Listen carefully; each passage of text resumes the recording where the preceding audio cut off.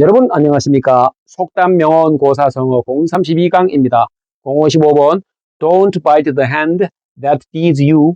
bite 물다, feed 누구누구에게 먹을 것을 주다. 당신에게 먹을 것을 주는 손을 물지 말아라고 해석이 되는데, 은혜를 원수로 갚지 마라, 배은망덕하지 마라고 하는 의미를 지니죠. 배은망덕은 아주 나쁜 겁니다. 근데 배은망덕이 현실 세계에 워낙 만연해 있기 때문에 도덕적으로 이것을 don't 하지 마라 라는 말이 생긴 것이라고 생각합니다. 이 표현은 BC 600년 그리스의 시인이었던 사포의 시에 주인을 무는 개라는 표현이 나오는데 여기에서 유래한 것이라고 해요.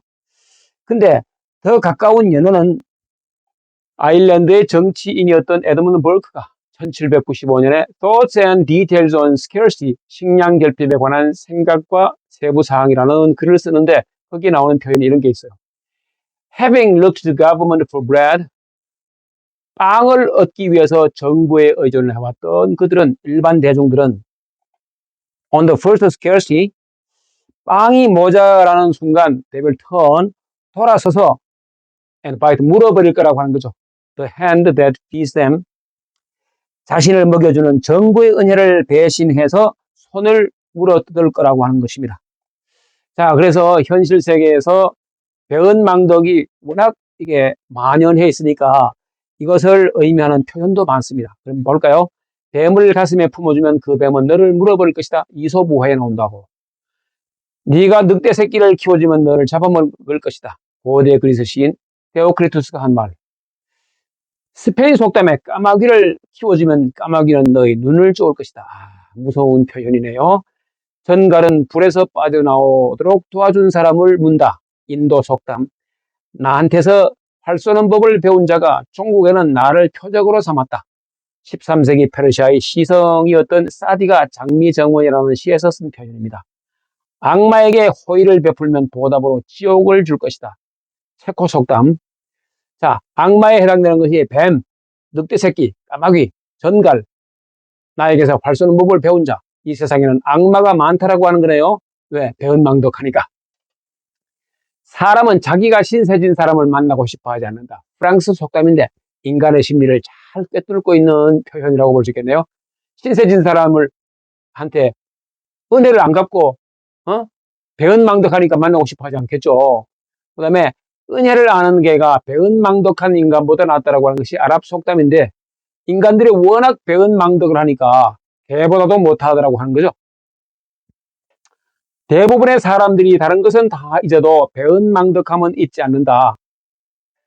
이슬람 경전 코란에 나오는 말이라고 합니다. 네가 마신 샘물에 돌을 던지지 마라. 아르메니아 속담인데 탈무드에 나오는 표현이라고 해요. 샘물에 돌을 던지지 마라. 즉 배은망덕하지 마라 이런 말이죠. 음수사원이라는 유명한 고사성어가 있죠. 물을 마시면서 근원을 생각한다라는 의미죠. 6세기 중국 양나라에 유신이라는 문인이 있었답니다. 그가 서위에 사신으로 가서 있는 사이에 서위가 양나라를 멸망시켰어요. 서위의 왕은 유신의 학식과 인품을 높이 사서 높은 벼슬을 주고 붙잡아 두었습니다. 그러나 30년 세월이 흘러도 유신의 마음속에는 사라진 조국 생각뿐이었습니다. 그가 쓴 걸 징조곡에서 유래한 말이 음수사원입니다. 오늘의 나 자신이 존재하는 것은 내가 잘나서가 아니라 나를 낳은 근본 뿌리덕이라는 뜻입니다. 유신에게 그 뿌리는 조국 양나라였던 겁니다. 자, 유신은 배은망덕한 사람이 아니었네요.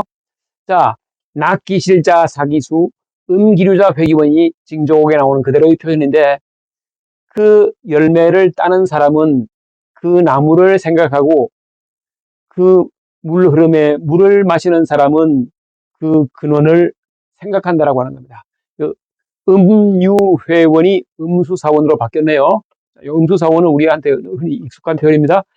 양호유환이라는 고사가 있습니다. 진나라가 망하고 나서 이제 유방과 항우가 오랫동안 패권을 다투고 있었습니다. 항우군은 군사적으로 우세했지만 동정섭을 왔다 갔다 하느라고 완전히 지쳐버렸고 보급에도 어려움을 겪고 있었습니다. 항우도 전세가 불리해짐을 직감하고 강화에 나섰습니다. 강화의 조건은 홍구라는 강을 경계로 그 서쪽은 한나라, 동쪽은 초나라로 정하고 양군은 각각 동서로 철수하기로 했습니다. 강화의 조건에 따라 항우는 무장을 풀고 동쪽으로 향했습니다. 유방도 이때 서쪽으로 돌아가려 하자 장량과 진평이 책사였죠. 한왕 유방에게 진언했습니다. 지금 한나라는 천하의 태반을 차지하고 제후들이 다 복종하고 있습니다. 반면에 초나라는 군사가 필요하고 군량이 다 떨어졌습니다. 이는 하늘이 초나라를 망하게 하려는 것입니다. 이럴 때 초를 치지 않으면 호랑이를 길렀다가 잡아먹히는 꼴이 됩니다. 지금 항우를 놓아보냈다가는 나중에 우리가 대항할 수 없을 만큼 큰 세력으로 자랄 것입니다. 유방은 이들의 말을 들어서 즉시 군사를 동쪽으로 돌려 한신과 팽월의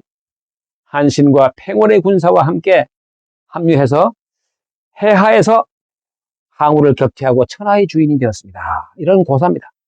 원문을 감상해보면 18사략이 나오는 건데 18사략은 원나라의 정선지라는 사람이 썼던 중국 고대사를 요약해 놓은 책입니다.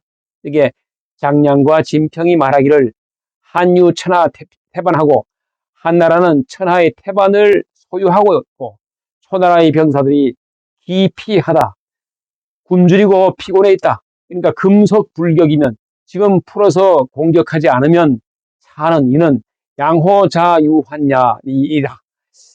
호랑이를 길러서 스스로 화를 자초하는 꼴이 되는 것이다 라고 했더니 왕종지하다. 왕이 이 사람들의 간언을 그대로 따랐다라고 하는 말이 이게 양호유환의 고사입니다. 자, 우리가 인생을 살아가면서 우리는 타인으로부터 은혜를 입는 경우가 있습니다. 원수는 세월이 가면 있더라도 타인이 베푼 은혜를 잊어서는 안 되는 법입니다. 깨구리에게 꼬리가 없어졌다 해서 올챙이 시절이 없었던 것이 아닙니다. 낳아서 길러주신 부모님 은혜, 동기간의 우애, 직장의 상사나 인생 선배의 배려나 보살핌, 스승님의 은혜를 잊어서는 안 됩니다.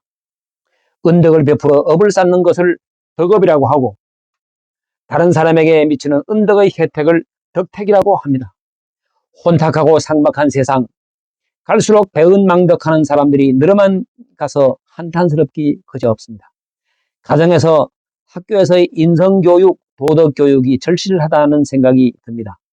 아울러서 국가적인 관점에서 우리는 세계 최강국 미국의 나라를 위해 몸바친 애국자의 처우를 본받아야 한다는 생각이 듭니다. 온갖 인종이 섞여 있는 미국인의 애국심 또한 최강인 것 같습니다. 미국의 정치인들은 배은망덕하지 않고 음수사원을 잘 알고 있는 사람들이라고 생각이 듭니다. 자, 시청에 감사드립니다. 지금까지 영선이가 말씀드렸습니다.